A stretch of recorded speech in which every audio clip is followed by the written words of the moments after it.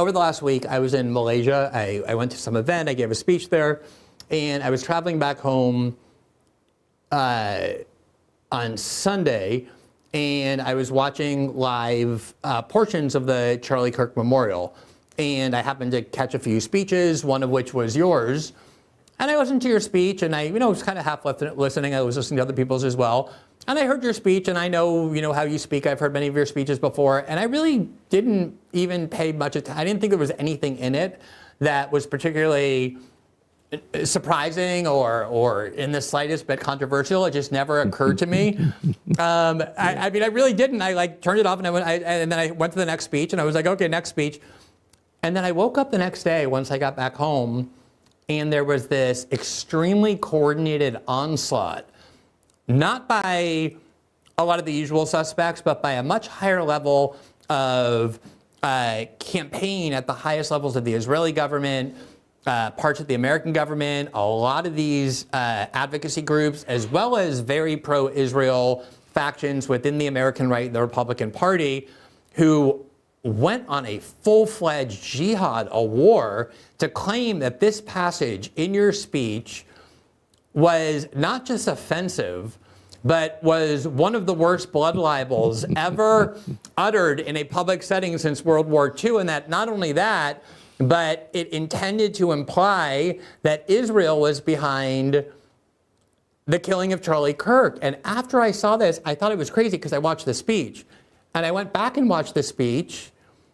And then I thought it was even crazier because I didn't understand remotely even what this, I'm around the politicals for a long time. I understand how people can make bad faith leaps to try and, ungenerously distort somebody who's their political enemy. In this case, I didn't even understand the attempt. So let me just quickly show for the audience who hasn't seen it, it's just a minute long, what it is that you said that became the source of this insane,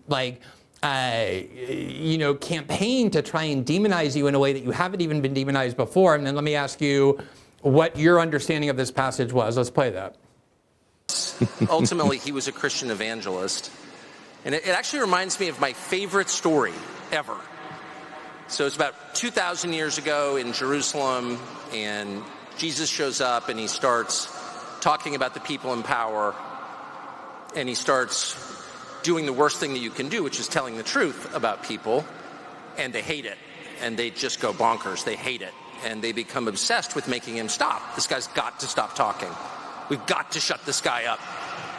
And I can just sort of picture the scene in a lamplit room with a bunch of guys sitting around eating hummus, thinking about what do we do about this guy telling the truth about us? We must make him stop talking.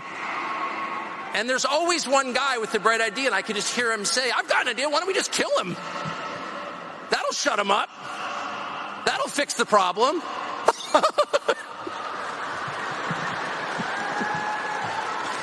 It doesn't work that way. It doesn't work that way. Everything is inverted. All right, so we covered the insane reaction to that excerpt on last night's show and showed some of the insane organizational statements and condemnations, people calling you a neo-Nazi, the most dangerous anti-Semite ever to appear in American history. And again, these weren't just internet trolls. This was a very coordinated effort.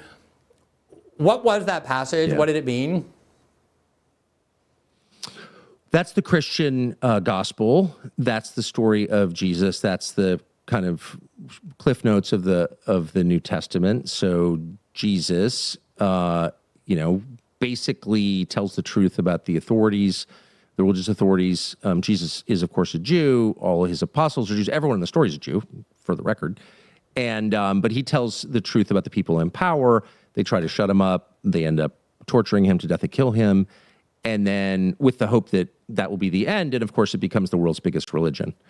So I was laughing because I'm speaking, by the way, to a mostly Christian audience who is very familiar with this. And I'm laughing because, of course, you can't shut up the truth. And that's the only point I was making. But what's so interesting about the reaction is that I had no idea it would get that reaction. And I had intentionally, there'd been a lot of drama about me speaking at Turning Point events. And I really love Charlie, for real, as I've said that, and his wife. And so I brought my wife, and I said to her that morning, I was like, man, I'm not going to do anything relating to politics at all. I'm only going to talk about the Christian message because I don't want to be divisive at a funeral.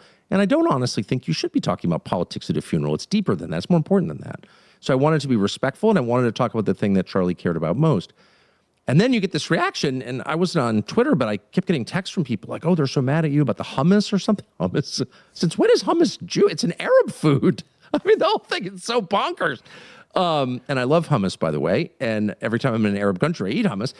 I guess my point is, it takes a certain kind of mindset to see that as an attack on Jews. So the two groups that immediately assumed I was attacking Jews were anti-Semites and Zionists. Both of them reached the same conclusion like instantly, oh, he's talking about the Jews. And it just points up a deep truth that we should remember, which is that anti-Semites and Zionists see the world through the same lens. Both of them think everything is about Jews, for different reasons. And that's just not my worldview. I don't think everything's about Jews. Like, I have whole periods of my day where I don't brood about Jews. I mean, it's so crazy. And it's actually the definition of craziness. You like see things that aren't there. If I was trying to make a point about Israel, I would just say it. Why wouldn't I?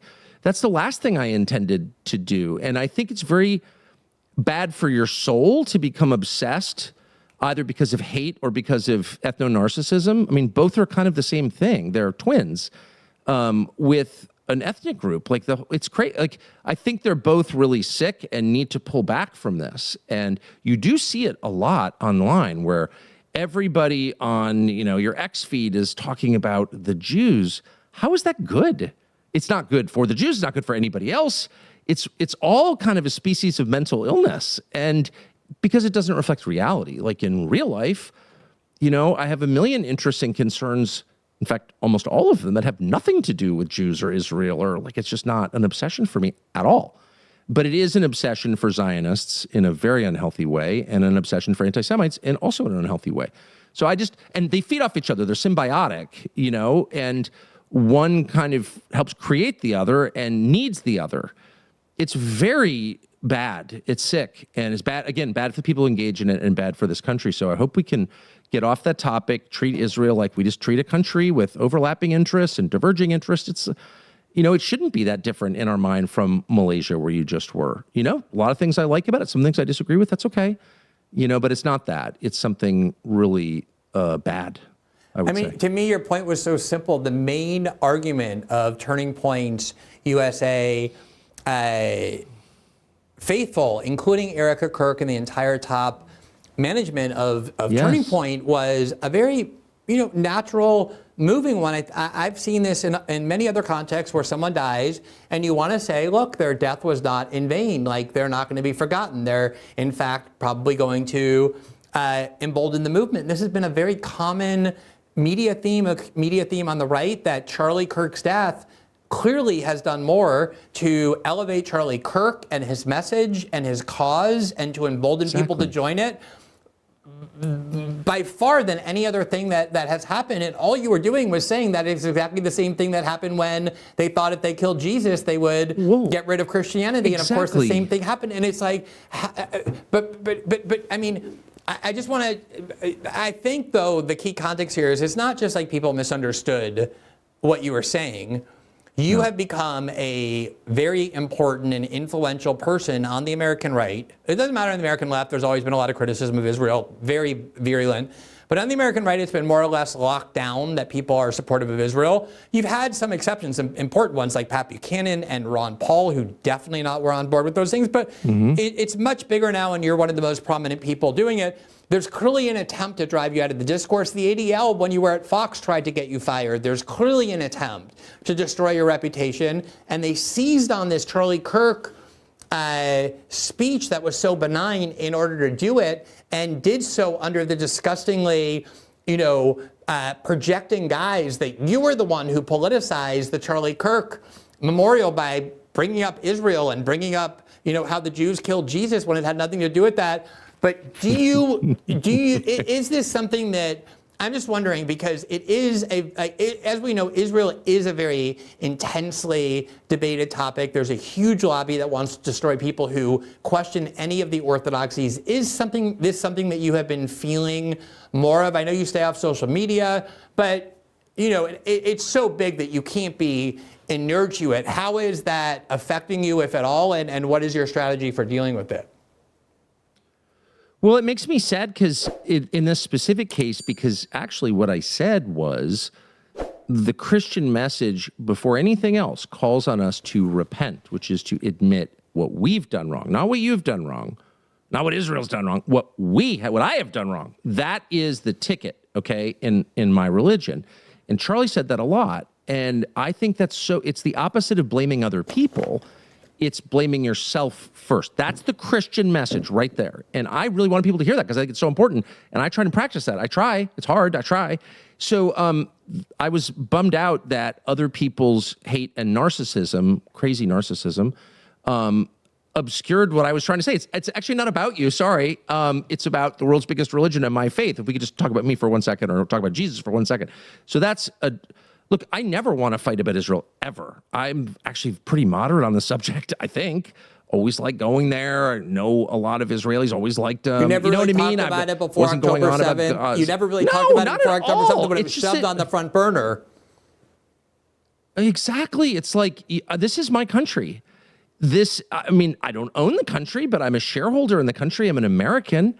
And you can't use my country like some kind of disposable product. Like, you just can't. I mean, Bibi's running around. This is a fact. I'm not guessing about this because I talked to people he said it to, is running around the Middle East, his region, and his own country and telling people point blank, just stating it, I control the United States. I control Donald Trump. He's saying that. And again, I'm not guessing at all. That's a fact. And I dare them to say that's not true because it is true and they know it's true. So I'm an American. How do you think it makes me feel? Even if I didn't vote for Trump, which I did vote, I campaigned for Trump, but even if it was Joe Biden, I'm an American. You can't it's too humiliating. I can't handle that. And I shouldn't have to put up with that. This is a country of 9 million people. I'm not even attacking the country. I'm attacking my leaders who are allowing my nation of 350 million people to be forced into doing things that are bad for me and my children because of some other country. Like, that is a violation of the most basic arrangement we have with our leaders, which is represent us, please, at least most of the time, and they're not. And there's an ongoing humiliation ritual designed to make us all crazy, designed to turn us into haters. I'm not gonna give them the satisfaction of becoming what they call me. I'm not a hater, and I'm never gonna become one. But I will never accept this. I shouldn't have to accept it. I have nothing to be ashamed of.